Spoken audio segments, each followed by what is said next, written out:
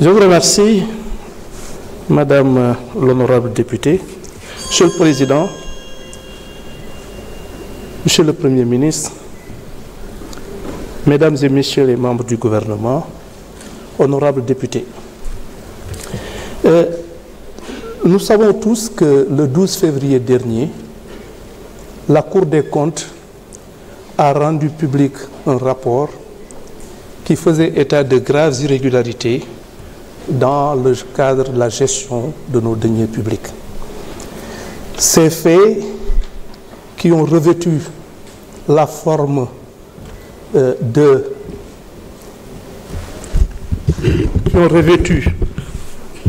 qui sont susceptibles en tout cas de revêtir des qualifications pénales, retracer de graves violations des règles budgétaires et surtout la dissipation d'une partie extrêmement importante et exagérée de nos deniers publics. C'est ainsi donc qu'il a été fait état de recettes qui ont été irrégulièrement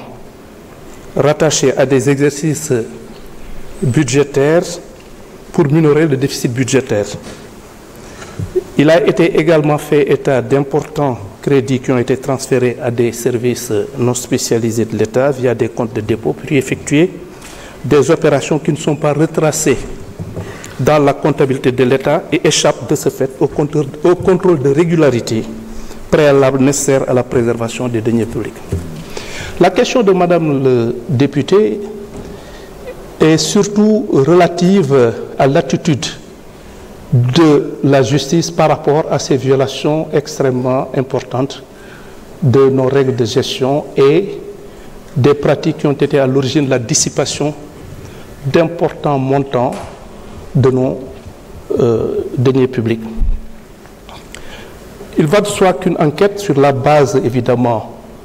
des conclusions de la Cour des comptes, dont j'ai déjà eu à saluer le caractère extrêmement sérieux et crédible, et je m'étonne d'ailleurs qu'on puisse d'une façon ou d'une autre remettre en cause ces conclusions sur la base tout simplement d'affinité ou en tout cas d'appartenance politique ou pas, mais en tout état de cause, la Cour des comptes, c'est une institution crédible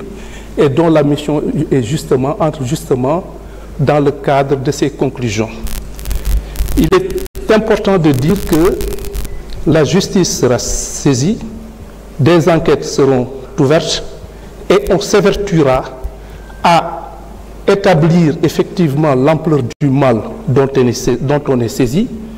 à rattacher ces violations de la loi, ces violations des règles budgétaires et surtout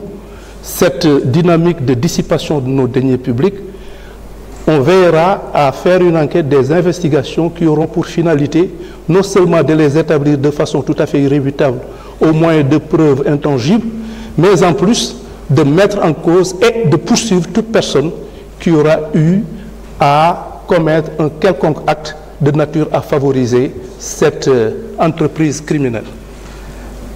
Évidemment, je dis entreprise criminelle, pourquoi? Parce que Madame le député a eu, dans ce cadre, à évoquer la possibilité, justement, de retenir des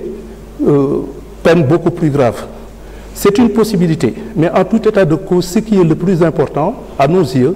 c'est de faire en sorte que l'on puisse non seulement établir de façon irréfutable la responsabilité des personnes qui ont été à l'origine de cette situation, de les poursuivre, mais surtout le plus important, encore une fois, c'est surtout de faire en sorte que ces deniers publics puissent être récupérés. Et c'est pourquoi nous envisageons effectivement de mettre en branle des systèmes de règlement tels que la médiation pénale qu'il va falloir améliorer, mais encore une fois, je pense que l'action de la justice serait quelque peu vaine si véritablement on ne parvient pas, d'une façon ou d'une autre, à récupérer ces importants montants qui ont été dissipés et dont le pays a le plus grand besoin. Donc c'est cette dynamique de récupération de ces deniers publics, en dehors même du fait qu'il va falloir établir les responsabilités et en tirer toutes les conséquences de droit. Laaj bi ñu ma laaj moom mooy si mbirum rapport Cour des comptes bi nga xamee ni bii dafa fësal jalgati yu metti yoo xamee ni yii dañ ko def ci sunu koom-koomu réew te mu am ñoo xamee ni ñi soo ko déggee xaalis bi nga xamee ni alal bi nga xamee ni moom la ñu luubal dafa jéggi dayoo te mu nekk loo xamee ni alum mbooloo la te mu mënoon jëriñ li nga xamee ni lii moo ko tax a jóg te war a jëriñ te war a bañ a jëriñ ay nit ñoo xamee ni ñii li leen yitteel mooy seen alalu bopp ak seen njëriñu bopp. léegi biñ ko saytoo li ci li ñu fas yéene moom mooy ubbi enquête boo xamee ni bii li koy tax a jóg moom mooy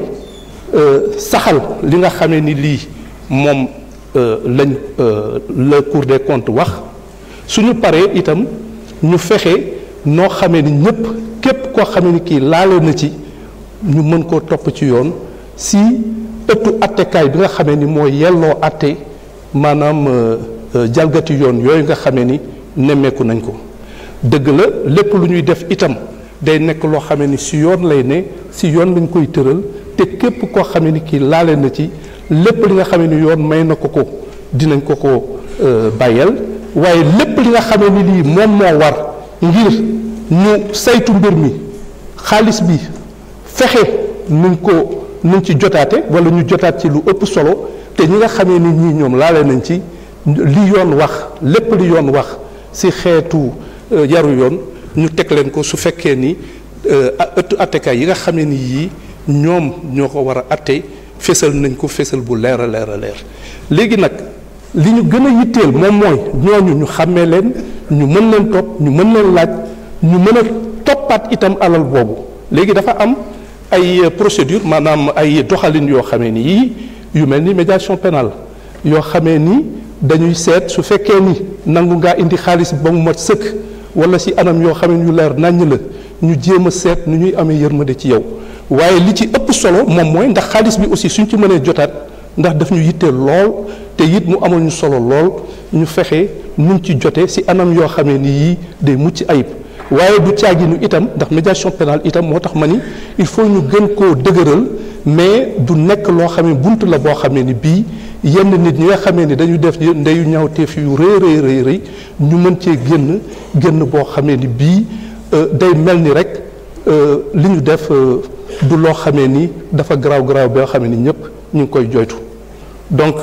loolu laa amoon si lu may wax maa ngi leen di sant di leen gërëm jërëjëf. Merci beaucoup, Monsieur le ministre. Honorable député Adama Diallo, vous avez la